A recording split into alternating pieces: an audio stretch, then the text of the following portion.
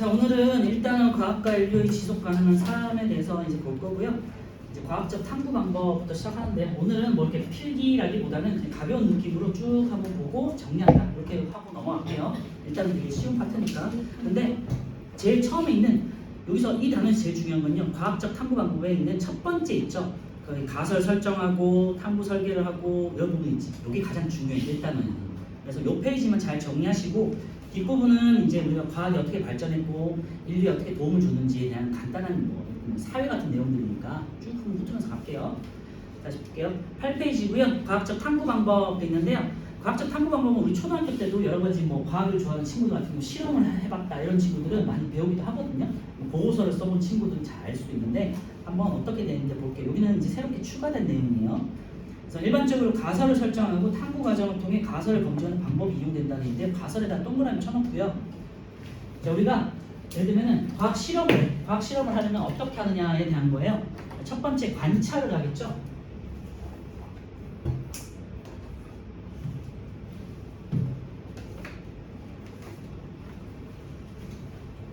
자, 관찰을 하면은 이제 우리가 문제를 인식할 수 있겠죠.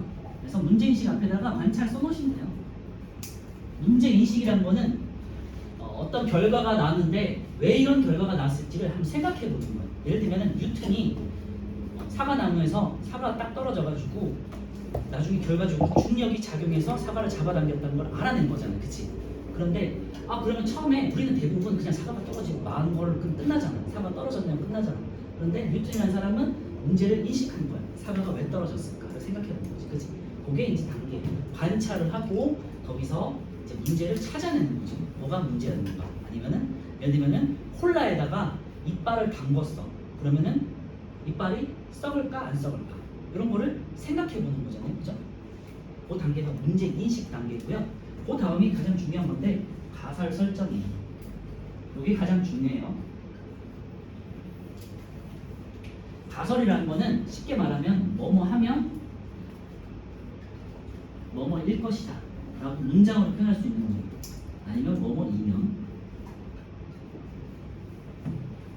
미리 그러니까 가설이라는 거는 결과를 미리 가정해 보는 거예요.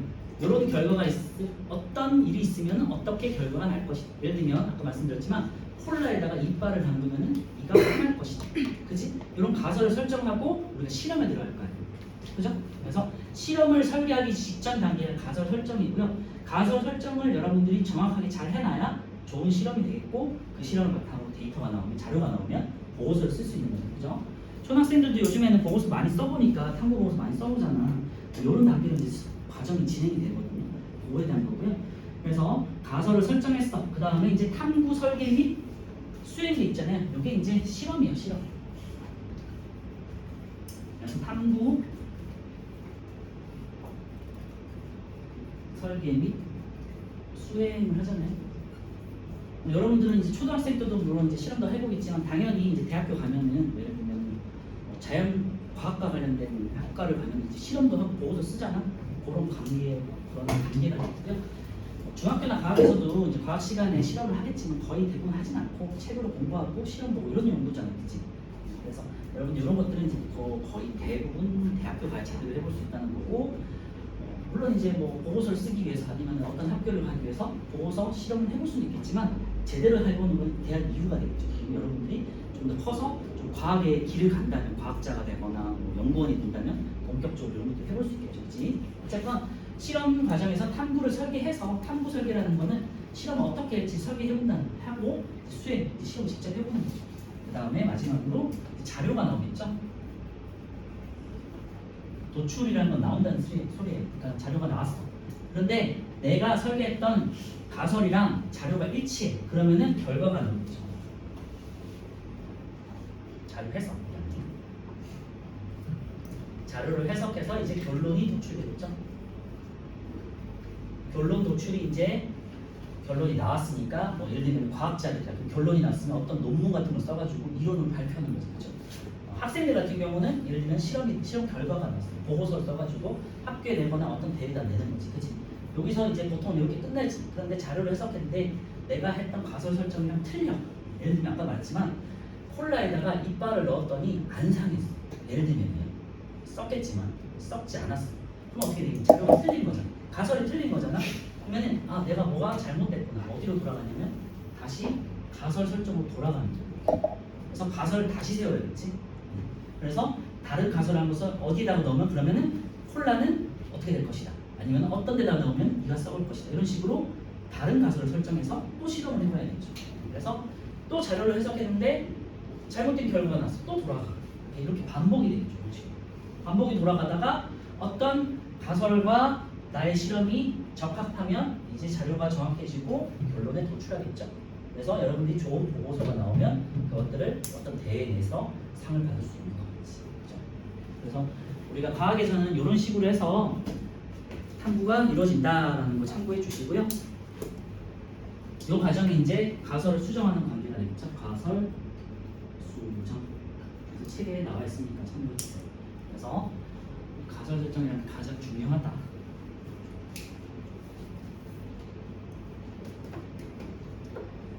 그래서 거기 과학적 탐구 방법 1번에다가 별표 쳐놓고요. 그 구간들을 상세하게 좀 기억하고 있어야 되고요. 그 밑에 에이크만의 실험에서 탐구 과정 해가지고 얘가 나와 있으니까 이따가 볼게요. 다시 처음부터 돌아가시면 1번 문제인식 단계부터 볼게요. 문제인식은 관찰을 통해서 뭔가를 문제를 제기해 보는 거예요. 의문을 가져보는 건데요. 그래서 문제인식, 자연이나 일상생활에서 어떤 현상을 관찰하다 의문을 갖는다 되는데 관찰에다가 동그라미 쳐놓고요. 이제 관찰의 시작이죠.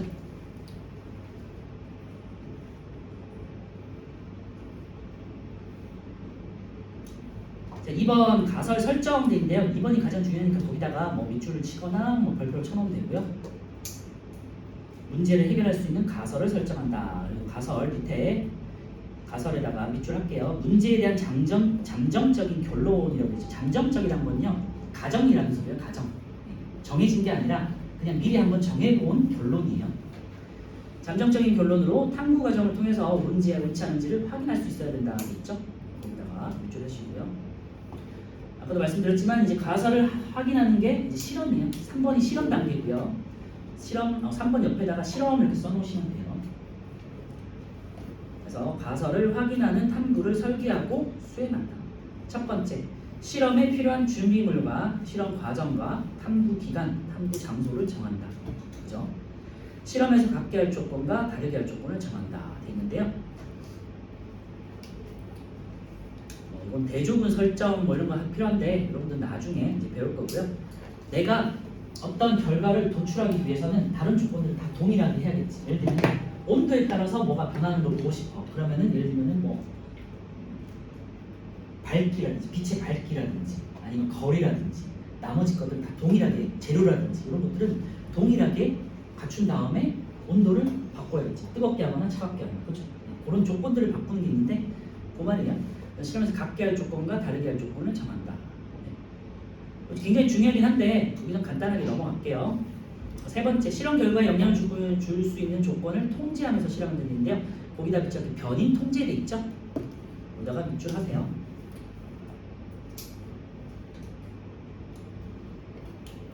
자, 오른쪽에 3번 보시면요. 플러스 강의에 3번 보시면 변인 돼 있어요. 그 변인에다가 동그라미 쳐놓고요. 처음 들어보는 용어일 거야, 그지? 용어가 중학교 과학이 용어들이 되게 어려워요. 한자어기도 하고 해서 당장 외워야 될 건 아니지만 조금 몇 번 읽어보셔야 돼요. 변인이란 건요. 실험의 조건이나 실험 결과와 같이 실험에 관계된 모든 요인이라고 했죠. 말씀드렸지만 온도라든지 습도라든지 시간이라든지 거리라든지 이런 것들 하나씩 다 변인이라고 해요. 그래서 다시 돌아가서 왼쪽에 실험 결과에 영향을 줄 수 있는 조건을 통제하면서 실험한다. 변인 통제. 재료를 똑같이 한다든지 거리를 똑같이 한다든지 속력을 빠르게 한다든지 속력을 똑같이 한다든지 이런 식으로 변인 통제라는 건 변인을 동일하게 조건을 유지시킨다는 뜻이에요. 네 번째, 실험하면서 관찰하거나 측정한 내용은 있는 그대로 기초에 들어간다. 여기 가장 어떻게 보면요 과학하는 사람의 기본인데요. 기본적인 소양인데 관찰하고 실험하고 기록한 거를 거짓말을 쓰면 안 되겠죠. 네, 그런 건 조작이잖아. 이 거짓말이야. 그렇지? 과학에는 항상 진실되어야 된다는 거고 측정한 내용 내가 조금 가설 설정한 거랑 다르게 나왔다고 해도 인정을 해야 됩니다. 인정하고 틀렸으니까 다른 가설을 만들 수 있도록 수정해야지 그걸 무시하고 그냥 자료를 자료를 이제 수정했어, 자료를 고쳤어, 아니면 내가 일부러 가성을 또 바꿨어, 그리고 보고서나 논문 같은 거를 거짓말로 냈어. 그럼 큰일 나겠죠. 그런 일들이 과학계에 되게 많아요.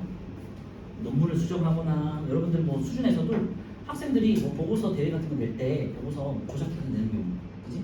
아니면은 어디다가 대표 같은 거 시켜가지고 하는 경우 많잖아요. 있을 수 있잖아요. 그런 게 다 조작이 되겠고 거짓이 되겠지. 그런 거를 하면 안 된다는 의미니까 어찌 보면 당연한 얘기죠. 4번 아까 말씀드렸지만요. 이제 실험을 해가지고 결과가 났을 거 아니야. 자료 해석 단계고요. 탐구를 수행해서 얻은 자료를 정리하고 분석해서 결과를 얻는다 돼 있고, 밑에 실험 결과를 표나 그래프로 나타낸다 돼 있는데요. 보통은 이제 우리가 결과가 수로 나올 수 있어요. 예를 들면 양이라든지 성적이라든지 시간이라든지 숫자로 표현이 되잖아. 그런 거는 표나 그래프로 표시하는 게 가장 좋다라는 거고요. 말로 쓰는 거는 되게 추상적이기 때문에 항상 과학에서는 데이터를 표나 그래프로 정리해라. 가장 기본적인 건데 중요하진 않아요. 여기서는. 그래서 5번 결론을 도출했어요. 그래서 탐구 결과로부터 가설이 맞는지 판단하고 탐구 결론을 내린다. 그러면 가설이 틀리면 가설을 수정해서 다시 탐구를 수행한다. 아까 말씀드렸죠. 이게 가설이 맞는지 아니면 틀렸는지를 판단해서 틀렸으면 가설을 수정해서 새로운 실험을 들어가는 거고요. 아, 가설이 맞았어? 그러면은 이제 결론을 도출하고 나만의 이론이나 나만의 논문을 써서 발표를 하는 거예요. 아니면은 여러분들 같은 경우는 보고서를 써서 대회나 학회에 제출하고 평가를 받겠지, 그치? 뭐 상을 받고. 초등학교에서도 요즘 보고서 많이 쓰긴 하겠지만 중학교나 고등학교 가면 여러분들 보고서를 많이 써요. 왜냐면 수행 수준에서도 그렇지만 수시라고 해가지고 고등학교 같은 경우는 요즘엔 수시 정시라서 수시는 우리 내신에서 학교 생활을 중심으로 평가하잖아. 그래서 보고서 같은 거 많이 써서 수시를 준비하고요. 그다음 중학교 같은 경우는 고등학교 입시가 되게 중요하잖아. 특목고, 뭐 영재고 이런 것들 그지? 가기 위해서 여러분들 보고서 같은 거 많이 쓰거든요. 그래서 이런 과정으로 이루어집니다. 그래서 중학교 때 이렇게 추가가 될 거라고 생각하시면 돼요. 좀 어렵긴 하지만 이거 왼쪽 내용을 참고해서요. 우리 오른쪽에 1, 2, 3번 한번 풀어볼까요? 어려워요, 여러분들한테는. 중학생이 아니라 아직은 우리가 5학년도 있으니까 5학년들 같은 경우는 어휘량이 많이 좀 부족하잖아. 그래서 단어가 조금 어려울 거야, 가. 6학년 정도면은 따라갈 수 있고. 그렇다고 5학년을 무시하는 건 아니에요, 절대.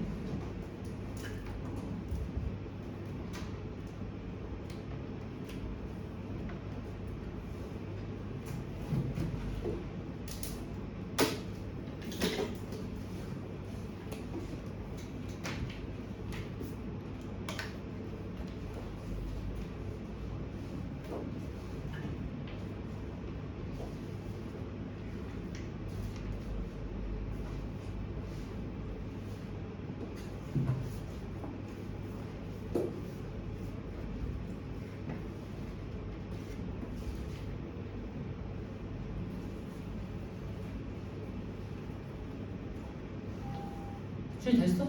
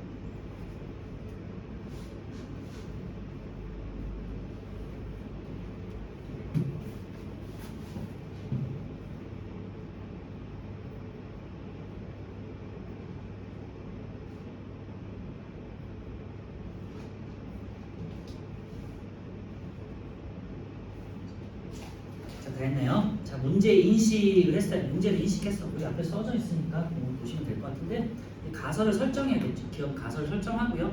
그 가설에 맞춰서 실험을 해. 탐구를 수행하고, 그다음에 설계해서 수행해야겠죠. 탐구 설계가 실험을 만들어서 내가 어떻게 실험할 건지에 대한 거예요, 그렇지? 그다음에 자료를 해석한 다음에 니은 결론을 도출해야겠죠. 그래서 이런 식으로 진행이 된다. 다음은 과학적 탐구 방법에서 무엇에 대한 설명인가 되는데요. 아까 전에 선생님이 제일 중요한 게 가설이라고 했잖아요. 여러분들 학교나 아니면은 어떤 시험에서도 묻는 건 가설 설정밖에 없어, 대부분이. 왜냐면 다른 것들은 뻔하니까. 관찰하고 실험하고 결론 당연하잖아, 그치? 근데 그 사이에 가설이라는 건 처음 들어보잖아, 맞죠?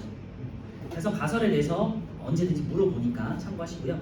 가설에 대한 내용 정도만 잘 기억하시면 되고, 그래서 왼쪽에 가설 설정에다가 아까 말씀드렸지만 별표를 꼭 쳐놓고 그 내용이 뭔지, 그리고 가설이라는 건 문장으로 표현하면 뭐뭐 하면 뭐뭐일 것이다, 잠정적인 결론이다, 가정이다, 이렇게 생각하시면 돼요. 네, 2번 그래서 의문을 가진 문제에 대한 잠정적인 결론이다. 예상해보는 거예요. 2번 탐구 과정을 통해 옳지 않은지를 확인할 수 있어야 된다. 네, 실험을 통해서 확인할 수 있어야 된다는 거. 알겠지? 그래서 가설 설정 단계고요.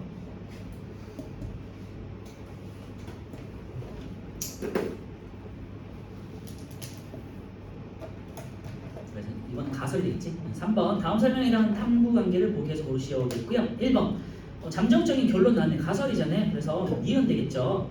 2번 가설을 확인하는 탐구를 설계하고 수행한 단계, 이제 실험이니까 디귿이 되겠지. 2번은 디귿. 3번 탐구를 수행하여 얻은 자료를 정리하고 분석하는 단계인데요. 자료를 해석하는 단계 되겠네요. 그죠? 그죠? 3번에 리을. 4번 자연이나 일상생활에서 어떤 현상을 관찰해서 의문을 푸는 단계. 첫 단계죠. 관찰을 통해서 문제를 인식하는 단계지. 그래서 기억이 되겠고요. 5번 탐구 결과로부터 가설이 맞는지 판단하고 결론을 내리는 단계, 이제 결론 도출이 되겠죠. 결과가 나오는 거예요. 결과물이 나오는 거예요. 여러분들로 치면 보고서가 나오는 거예요. 그렇죠? 자, 그래서 방금 했던 과학적 탐구 방법을 통해 가지고 에이크만이라는 과학자가 어떤 식으로 과학 실험을 수행했는지를, 탐구를 수행했는지를 이제 예를 들면서 한번 볼게요. 자, 문제 인식. 에이크만이라는 과학자가 있었어요. 그래서 각기병에 걸렸던 닭이 나온 것을 보고, 각기병에 걸렸던 닭이 나았어. 완치된 것을 보고요. 닭이 나온 까닭에 의문을 가졌다는데요. 각기병에다가 그냥 동그라미 쳐놓고요. 각기병이 뭔지 잘 모르겠지만 각기병이라는 건요, 그냥 간단하게 메모를 할게요. 오른쪽 아래 각기병이 있긴 한데요.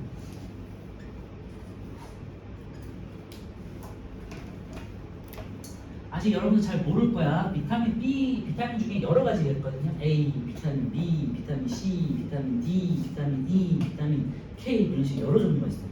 그 중에서 비타민 B가 또 여러 개로 나뉘어요. 비타민 B1, 비타민 B2, B3 이런 식으로 많아.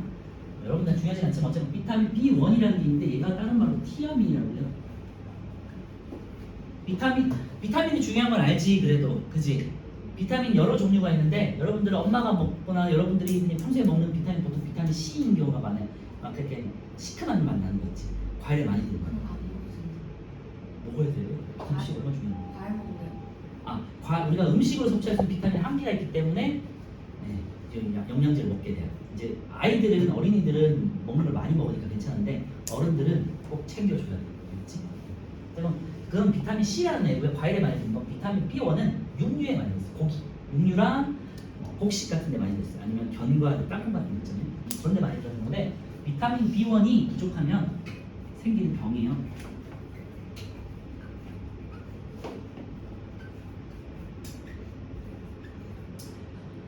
증상이 어떠냐면 여기 신부전이라고 해서 심장에 무리가 가요. 그리고 혈관에 무리가 생겨요. 심장과 쉽게 쓸게요. 혈관에 쉽게 되면 질병이 생기는 거고요. 두 번째, 다리가 부어요.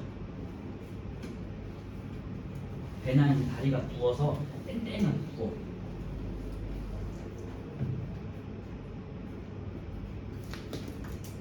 그러다가 이제 혈관이나 심장에 문제가 생기니까, 혈관이라면 피가 통하는 거잖아요.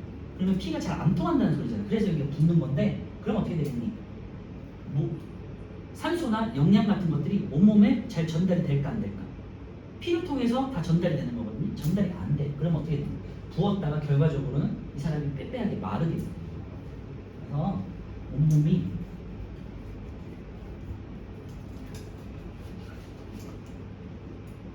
수척해진다고 해야 될까? 다리가 막 마르고 이게 막 구부정해지고 이렇게 되는 거예요.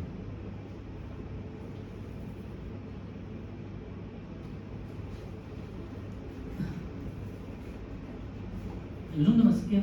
그래서 온몸이 마르고 근육에 있는 뭐 단백질은 다 빠져나가기 때문에 잘 걸을 수도 없고 이제 삐쩍 마르고 걸을 수도 없고 이제 누워만 있고 이런 상태. 여기 이제 인간에 나타나요. 사람도 나타나요. 각기병이라고 해서. 그리고 비타민 B는 어디에 많냐면 육류, 특히 돼지고기 그리고 여러분들 좋아하는 소고기 같은 데 많이 들어있고요. 그리고 아까 말씀드렸지만 곡식에 많이 들어있어요. 곡식 중에서도 우리가 먹는 흰쌀 말고요. 잡곡밥 알지? 그래서 잡곡밥에 많이 들어있고요. 그 다음에 뭐 달걀이라든지 그리고 견과류라고 해서 아까 땅콩 있죠? 견과류 써놓을게요. 해바라기 씨 뭐 이런 것들 있잖아. 씨앗이나 땅콩 같은 데 많이 들어있어요. 여러분들도 이런 거 별로 안 좋아하잖아. 육류 빼고는 별로 안 좋아하는 것들이잖아. 그치? 맞죠? 평소에 안 먹는 것들은 지금은 여러분들 뭐 여러 걸 많이 먹고 고기 섭취를 많이 하니까 괜찮은데 어느 순간 편식을 하게 되면 이런 게 사람도 생기거든요. 그래서 잘 먹어야 된다는 이유가 이런 거고요. 근데 이것도 사람도 생기는데 지금 에이크만은 닭을 관찰한 거고요. 닭에도 이런 병이 생기는 거예요. 볼게요. 그래서 에이크만은 각기병에 걸렸던 닭이 이제 나온 것을 보고 문제 인식을 한 거예요. 관찰한 거지. 그래서 문제 인식 옆에다가 다시 이제 뭐 위나 옆에다가 관찰이라고 써놓으면 돼요. 관찰했어. 그래서 관찰 요거를 바로 쳐서 이렇게 써놓고요. 문제를 인식한 거야. 두 번째 이제 가설 설정이죠. 거기다가 이제 별표 쳐넣어서 다시 말씀드리지만 가설이 제일 중요해요. 그래서 닭의 모이가 닭의 먹이가 되겠죠. 백미에서 현미로 바뀐 것은 백미는 흰쌀을 말하는 거고요. 현미는 흰쌀이 되기 전에 껍질이 있는 뭐 그런 걸 말하는 거예요. 그러니까 색깔이 좀 다르잖아요, 그죠? 잡곡 같은 거야. 그래서 현미로 바뀐 것을 알게 되어 현미에 각기병을 낫게 하는 물질이 있을 것이다 했죠. 그 현미가 아까 말씀드린 잡곡에 곡식에 비타민 B1이 있기 때문에 얘가 나올 수 있는 거거든요. 거기다 밑줄 할게요. 현미에 각기병을 낫게 하는 물질이 있을 것이다 해서 요게 가설이라는 거예요. 요 문장이.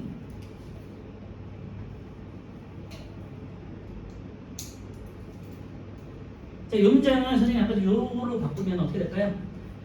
현미를 닭에 먹이면은 각기병이 나올 것이다. 이렇게 계산할 수 있겠죠.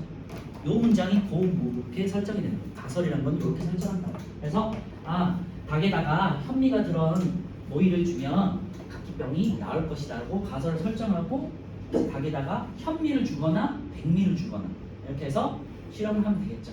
그지? 그래서 탐구 설계 및 수행이 세 번째고 그 옆에다가 아까 말씀드린 실험이라고 써놓읍시다.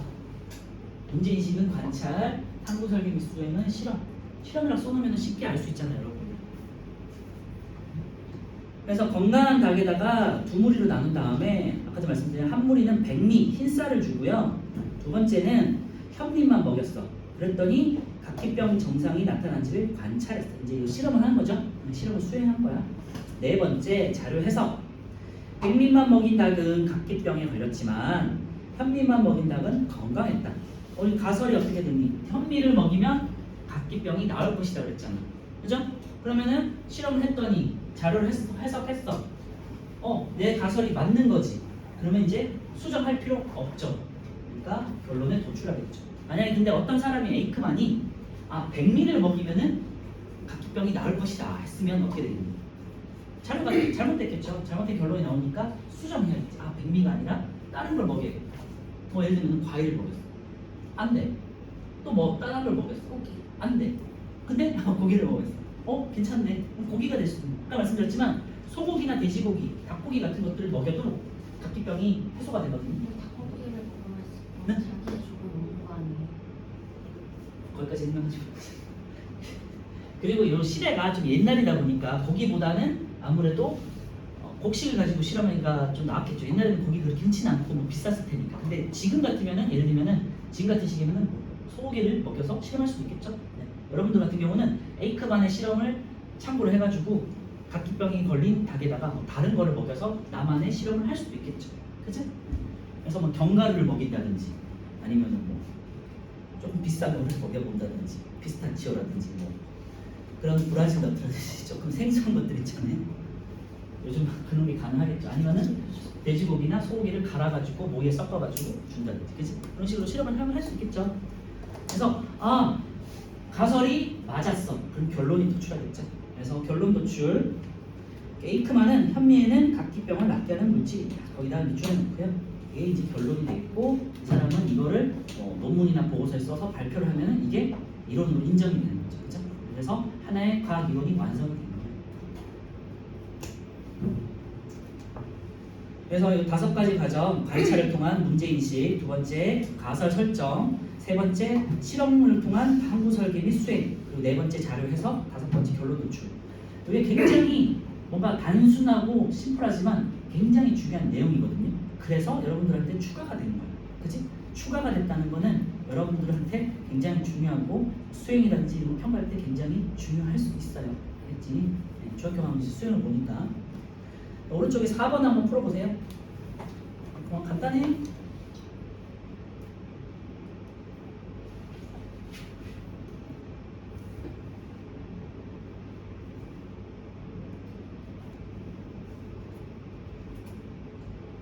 뭐겠어요? 가설 설정, 그지? 2번도 가설 설정, 가설. 4번도 가설 설정, 그죠? 중요한 건 가설이라는 거, 알겠죠? 윤아 알겠어? 자, 넘겨보시고요.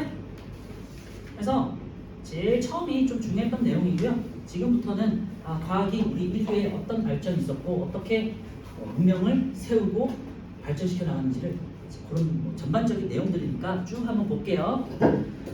우리가 현대에 들어가지고 과학이 발전하면서 어떤 일들이 있었는지 볼게요. 1번 과학적 탐구로 앞에서 말한 과학적 탐구 방법으로 발견한 과학 원리를 이용해서 자, 과학 원리라는 건 이런 식으로 해서 하나의 원리가 이제 하나 나오는 거예요. 그치? 가서 설정하고 실험해서 자료를 해서 결론을 도출하면 하나의 이제 과학 원리가 나타나는 거예요. 발표한 거죠. 그래서 과학 원리를 이용해서 기술을 발달시키고 기기를 발명하였다. 뭐 당연한 내용이에요. 그죠? 쭉 볼게요. 그냥 과학 원리, 기술, 기기는 서로 영향을 주고 모든 발전해왔다. 뭐 당연한 거고요. 이런 것들은 이렇게 생각해 볼 수 있어요. 여러분들 그 나사라고 알죠? 우주 탐사하는 나사 있죠? 거기서 만들어진 기술들이 우리가 지금 일상생활에서 많이 쓰이고 있거든요. 예를 들면은 뭐 정수기라든지, 그 다음에 우리 기저귀도 있고요. 또 잘하네. 그 다음에 전자레인지도 있고요. 그리고 우리 나이키 에어 알죠? 신발에 미착의 에어 있지. 그것도 이제 우리가 달 착륙이나 이런 거 할 때 필요하기 위해서 에어를 만든 신발을 걔네가 처음 만든 거예요. 나사에서. 그런 식으로 그런 기술들이 처음 만들어지고 일상생활에 많이 발전해서 도움이 되잖아요. 그죠? 그런 것들 말하는 거예요. 서로 영향을 주고받으면서 발전해왔다. 3번째, 과학 원리는 기술이나 공학, 예술, 수학 등의 여러 분야와 융합하면서 인류 문명과 문화를 발전시켰다. 근데 오른쪽에 보면요, 미디어 아트라고 그래가지고 뭐 영상이나 요즘에는 영상을 활용한 미디어 아트가 되게 많거든요. 영상 작품에다가 TV 같은 걸 설치해놓고 거기다가 영상을 이제 틀어서 계속해서 반복적으로 보는 아트들도 있고요. 그 다음에 수학 모형 같은 거, 프레탈 같은 거 들어본 적 있나요? 혹시? 수학 모형도 있지? 그거를 그림으로 승화시켜서 예술로 만든 것도 있잖아요. 그죠? 그렇게 해서 여러 학문들이 섞여가지고 과학과 예술 이런 것들이 그리고 문화로 발전했다. 그런 내용이에요. 대표적인 게 프레탈 생각하시면 돼요. 프레탈을 이용한 예술. 알겠지? 그래서 과학과 예술을 융합해서 빛의 원리를 이용해서 다양한 미디어 아트를 만들고 감상할 수 있다 돼 있고요. 여러분들 요즘에는 전시회라든지 그런 걸 많이 가잖아, 맞죠? 보면은 신기한 것들이 많이 있으니까 과학적인 원리들이 많이 이용된 걸 볼 수 있고요. 쉽게 그냥 주변에서 찾아도요. 그림자를 통한 마술 같은 것도 쉽게 말하면 과학의 일종이에요. 그림자가 빛의 직진의 현상이기 때문에 그런 것들이 주변에 많다는 거고요. 오른쪽에 또 볼게요. 과학 원리와 기술, 기기에 있는데 과학 원리는 기술 발달이나 기기 발명의 이론적 바탕이 되는 과학 법칙이나 이론을 말하고요. 만류인류의 법칙 들어봤을 거고, 다윈의 진화론 이런 거 들어봤죠? 여러 가지 법칙들 되게 많아요. 여러분들 중학교 이제 볼 텐데 화학에서 보일의 법칙, 샤를의 법칙 이런 법칙을 배우게 될 거고요. 3학년에 가면은 질량 보존의 법칙, 일정 성분비의 법칙, 빛의 반응의 법칙 많이 배울 거거든. 그런 법칙들 말하는 거예요. 기술은 우리 주변에서 많이 볼 수 있는 것들이죠. 과학 원리를 실제로 적용해서 사물을 일반생활에 이용하도록 강화하는 수단. 주변에서 많이 볼 수 있는 기술 대표적인 게 핸드폰이잖아요, 여러분들, 그지?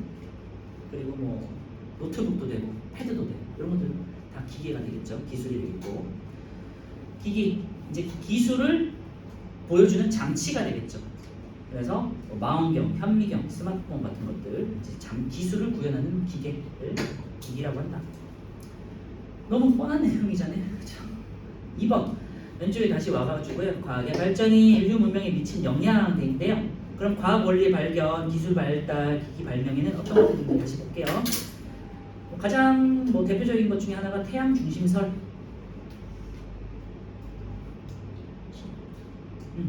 원래는 천동설이라고 해가지고 지구를 중심으로 태양이 돈다고 생각했었잖아요. 왜냐? 종교적인 것 때문에, 그지? 지구가 중심이라는 거는 왜냐? 하나님이 지구를 먼저 만들고 그 밖의 것들이 이제 탄생했을 거다. 지구 중심이잖아요. 그게 이제 종교적인 관점하고 연관돼서 천동설이 처음에는 종교계에서 이제 주장했던 거고, 이제 실제로 관찰해 보니까 이제 관찰을 하고 망원경이 개발되면서 갈릴레이가 망원경으로 만들어서 관찰을 했단 말이에요. 그러면서 지구를 중심으로 다른 태양이 도는 게 아니라 다른 행성들이 태양을 중심으로 이렇게 도는 거를 관찰한 거예요, 실제로. 그래서 갈릴레이는 문제를 인식해서 가설을 설정한 거지. 지구를 중심으로 도는 게 아니라 태양을 중심으로 돌 것이다, 행성들이. 그리고 어떤 행성 주위에는 예를 들면 갈릴레오 알죠? 이 사람이 목성의 위성도 망원경으로 관찰했잖아, 그 당시에. 목성이라는 행성도 위성이 돌고 있더라. 갈릴레이가 찾아낸 목성에 위성이 수십 개가 있거든요. 60개가 있거든요. 근데 갈릴레이가 찾아낸 위성도 꽤 많아요. 그래서 대단한 거죠, 그치? 그래서 문제를 인식해서 가설을 설정하고 망원경을 만들어서 실험을 한 거잖아. 그래서 자료를 해석해서 천동설이 아니라 지동설이 맞구나 라고 주장했던 거죠. 물론 그 뒤로 종교적으로 탄압을 받고 그런 건 있었지만 어쨌든, 그죠? 태양 중심설, 지동설이 되겠고요. 지구가 태양 주위를 돌고 있다는 주장. 요거 이따가 아니고 우리 2학기 때 태양계 할 때 조금 더 지구가 공전한다는 거 배울 거예요.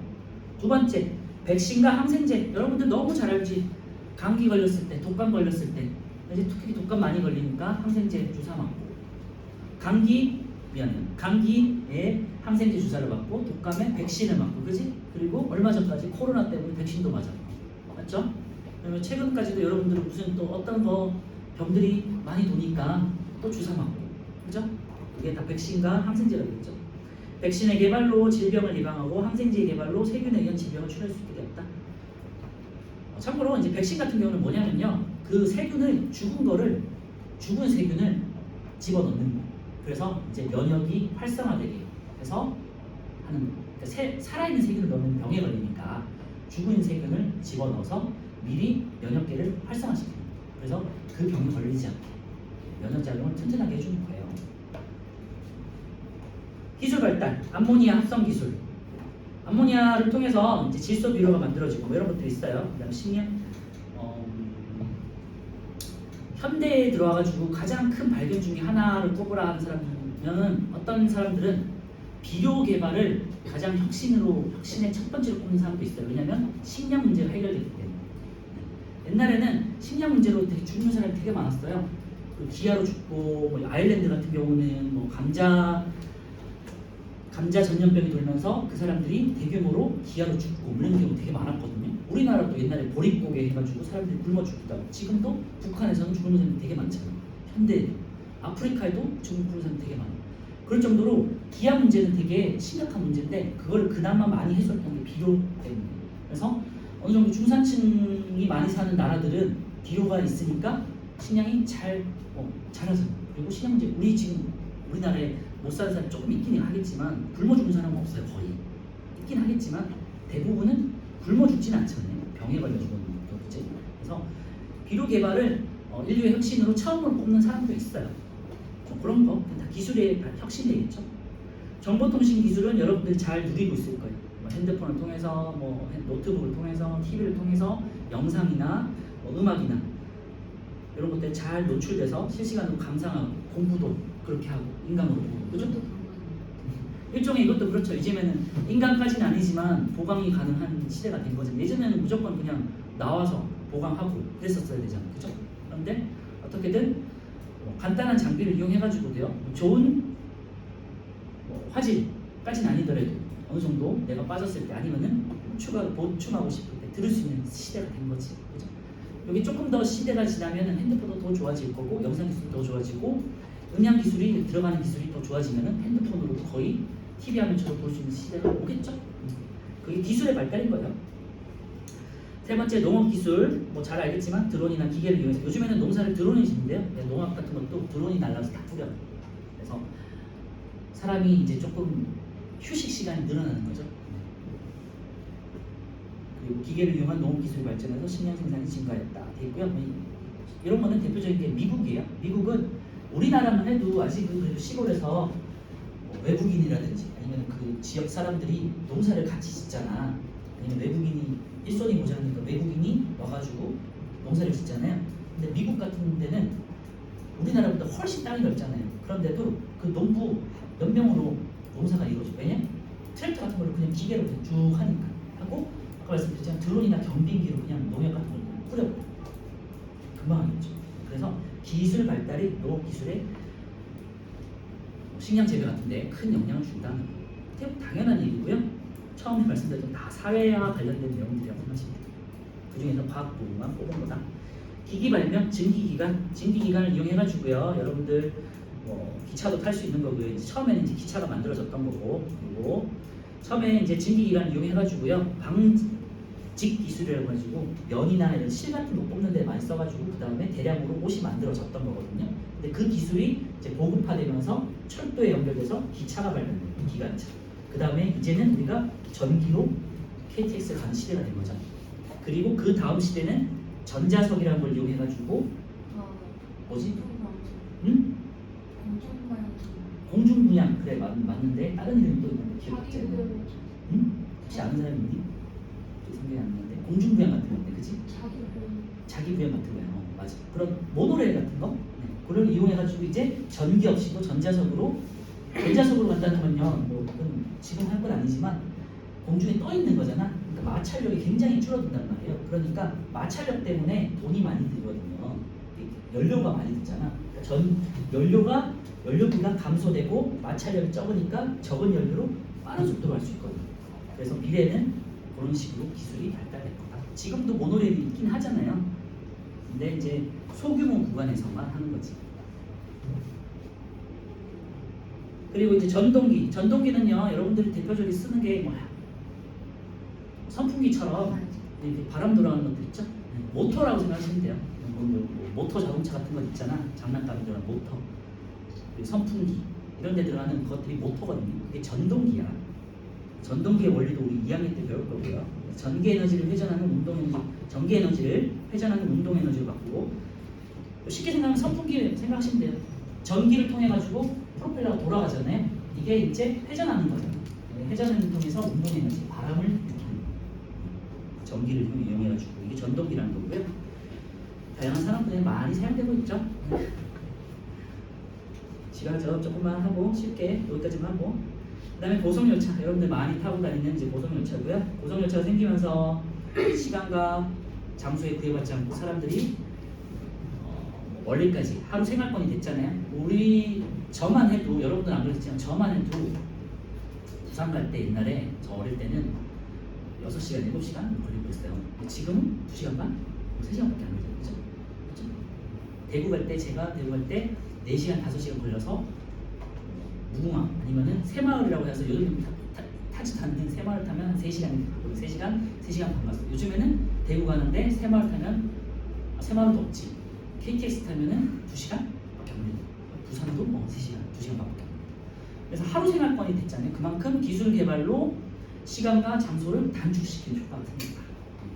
굉장한 영역이 될 것이고 이제는 비행기도 발달을 해가지고요. 초음속 여객기가 개발은 돼 있어요. 근데 지금 소음 때문에 운행을 잘 안 하거든요. 비싸니까. 그런데 그 기술이 조금 더 개발되면은 미국까지 7시간까지 안 걸린대요. 지금 3시간, 14시간 걸리잖아요. 미국이 7시간. 그러면은 일본만 해도 20분? 원래 일본 짧긴 하겠지만 동남아 가는데도 한두 시간밖에 안 걸리는 시대가 올 거라는 거죠. 그렇죠?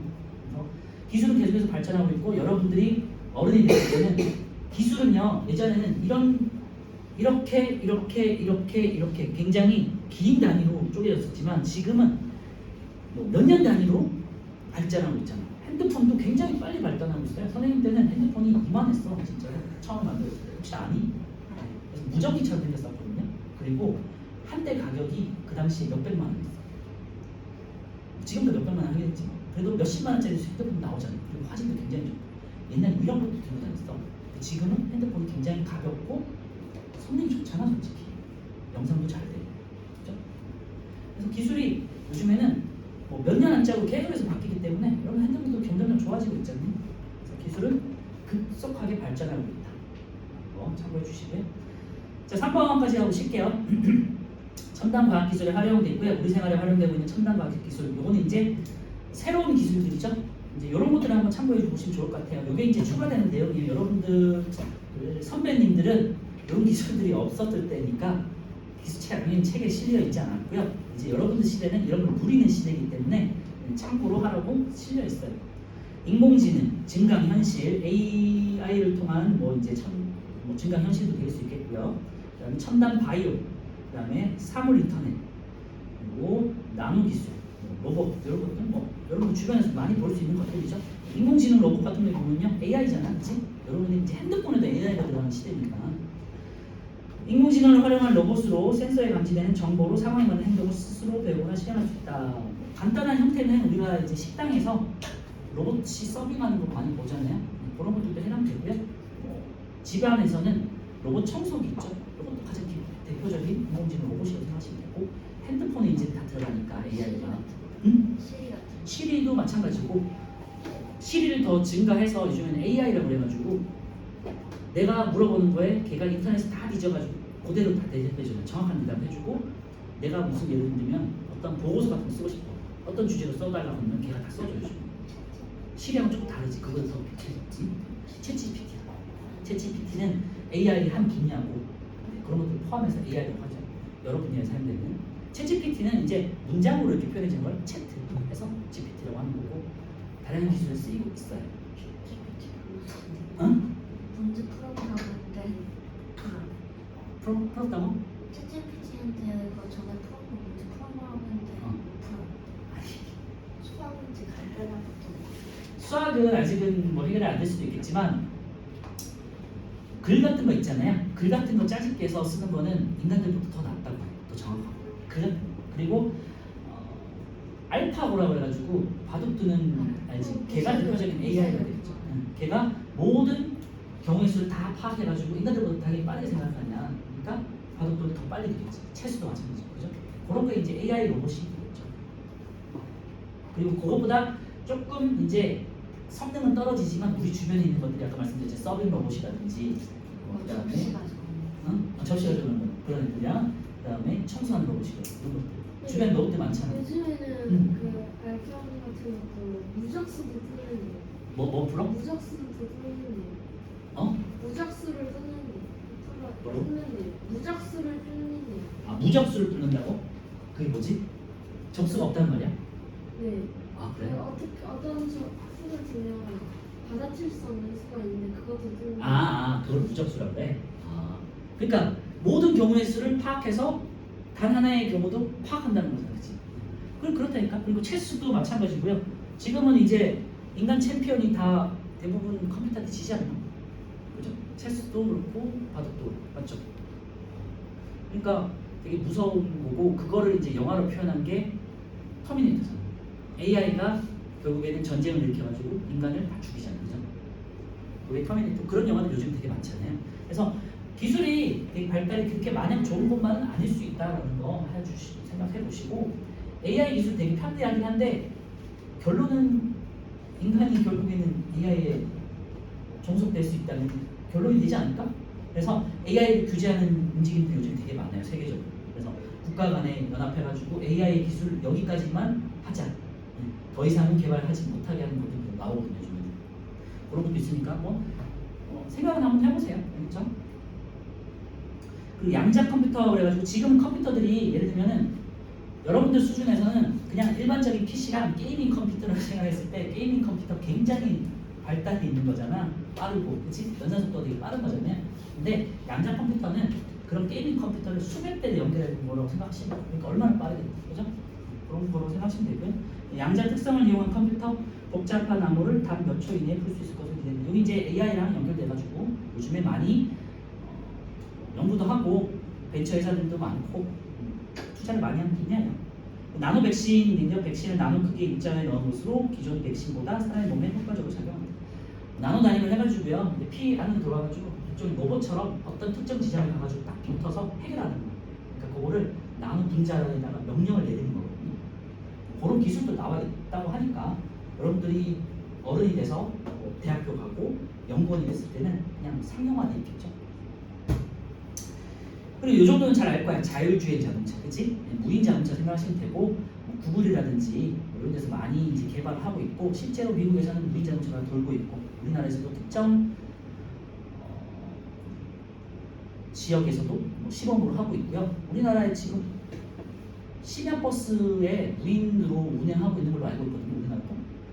근데 이제 사고의 위험 때문에 무인으로 버스가 운행을 하지만 항상 그 옆에 보조가 있어서 뭐 사고의 위험을 조금 낮출 수 있도록 하고 있거든요. 그리고 우리나라에서도 무인으로 돌고 있다는 거 생각해 보세요.